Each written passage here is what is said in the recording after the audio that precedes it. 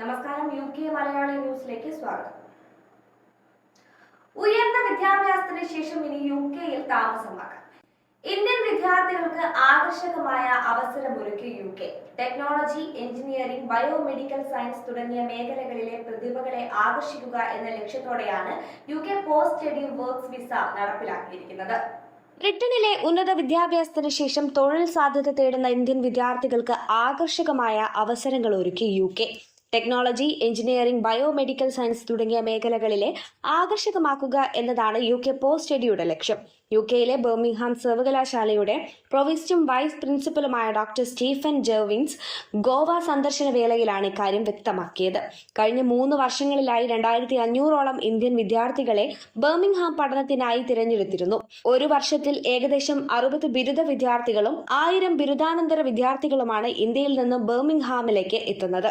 പഠനത്തിനൊപ്പം നിരവധി തൊഴിലവസരങ്ങളും ഇവിടെ ഉണ്ട്. തൊഴിലുമായി ബന്ധപ്പെട്ട് ഈയിടെ നടത്തിയ ഒരു കണക്കെടുപ്പിൽ ബർമിംഗ്ഹാം 1ാം സ്ഥാനത്തേക്ക് എത്തിയിരുന്നു. ബ്രിട്ടനിലെ ഡ്രൈവർമാരുടെ ശ്രദ്ധയിലേക്ക് ഒരു കാര്യം കൂടി. കാർ ടാക്സുകൾ ഏപ്രിൽ മുതൽ പ്രാബല്യത്തിൽ വരും. ഏപ്രിൽ 1-ന് നടപ്പിലാക്കുന്ന 3 വലിയ മാറ്റങ്ങൾ ഡ്രൈവർമാരെ പ്രതികൂലമായി ബാധിക്കുന്നതാണ്. ബ്രിട്ടനിലെ ഡ്രൈവർമാരെ പ്രതികൂലമായി ബാധിക്കുന്ന 3 കാര്യങ്ങളാണ് ഏപ്രിൽ 1 സംഭവിക്കാൻ പോകുന്നത്. ചില വാഹന ഉടമകൾക്ക് 2745 പൗണ്ട് വരെ അധിക ബാധ്യത സമ്മാനിക്കുന്ന സുപ്രധാന കാർ നികുതി വർധനവുകളാണ് പ്രാബല്യത്തിൽ വരാൻ പോകുന്നത്. 2025 ഏപ്രിൽ 1 മുതൽ നടപ്പിലാക്കുന്ന നികുതി മാറ്റങ്ങളെക്കുറിച്ച് 4% വാഹന ഉടമകളും അറിഞ്ഞിട്ടില്ലെന്ന് ബിബൈക്കാർ നടത്തിയ പോളിൽ വ്യക്തമായി.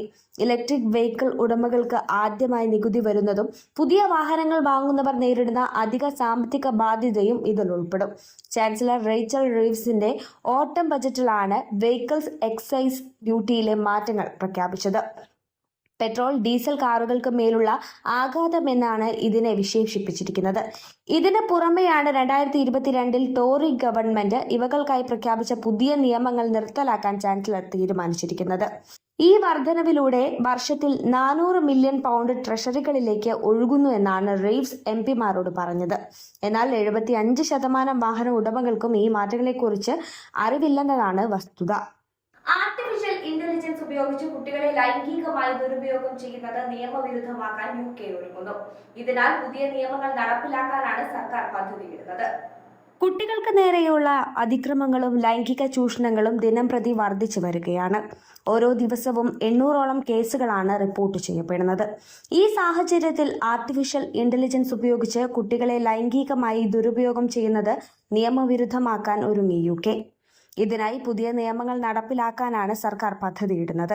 ഇതോടെ കുട്ടികളെ സംരക്ഷിക്കുന്നതിനായി മോശം ചിത്രങ്ങളും വീഡിയോകളും നിർമ്മിക്കുന്ന AI ഉപകരണങ്ങൾ കൈവശം വെക്കുന്നതും വിതരണം ചെയ്യുന്നതും നിയമവിരുദ്ധമായി പ്രഖ്യാപിക്കുന്ന ലോകത്തിലെ ആദ്യത്തെ രാജ്യമായി UK മാറും. 5 വർഷം മുതൽ 10 വർഷം വരെ നിയമം ലംഘിക്കുന്നവർക്ക് തടവു ശിക്ഷ ലഭിക്കും. നിയമങ്ങൾ ഏറ്റവും പുതിയ ഭീഷണികൾക്ക് അനുസൃതമായി പ്രവർത്തിക്കുന്നുവെന്ന് ഉറപ്പാക്കിക്കൊണ്ട് ഓൺലൈനിൽ കുട്ടികളെ സുരക്ഷ ഉറപ്പാക്കാൻ സർക്കാർ മടിക്കില്ലെന്ന് ആഭ്യന്തര സെക്രട്ടറി യെവൈറ്റ് കൂപ്പർ പ്രതികരിച്ചു. കുട്ടികളെ ദുരുപയോഗം ചെയ്യുന്ന തരത്തിലുള്ള ചിത്രങ്ങൾ, വീഡിയോകൾ എന്നിവ പ്രദർശിപ്പിക്കുന്ന വെബ്സൈറ്റുകൾ പ്രവർത്തിക്കുന്നതും നിരോധിക്കും. വീഡിയോകൾ പലപ്പോഴും വിദേശത്ത് ചിത്രീകരിക്കുന്നതിനാൽ കുട്ടികൾക്ക് ലൈംഗിക അപകട സാധ്യതയുണ്ടെന്ന് സംശയിക്കുന്ന വ്യക്തികൾ UK-യിലേക്ക് പ്രവേശിക്കുമ്പോൾ അവരുടെ ഡിജിറ്റൽ ഉപകരണങ്ങൾ പരിശോധനയ്ക്കായി അൺലോക്ക് ചെയ്യാൻ ബോർഡർ ഫോഴ്സിന് അധികാരം നൽകും. കുട്ടികളെ ബ്ലാക്ക്മെയിൽ ചെയ്യാനും ഇരകളെ കൂടുതൽ ദുരുപയോഗം ചെയ്യാനും AI സഹായത്തോടെ വ്യാജ ചിത്രങ്ങൾ ഉപയോഗപ്പെടുത്തുന്നതായും സർക്കാരിന്റെ ശ്രദ്ധയിൽപ്പെട്ടിട്ടുണ്ട്. വാർത്തകൾ ഇവിടെ പൂർണ്ണമാകുന്നു. നന്ദി, നമസ്കാരം.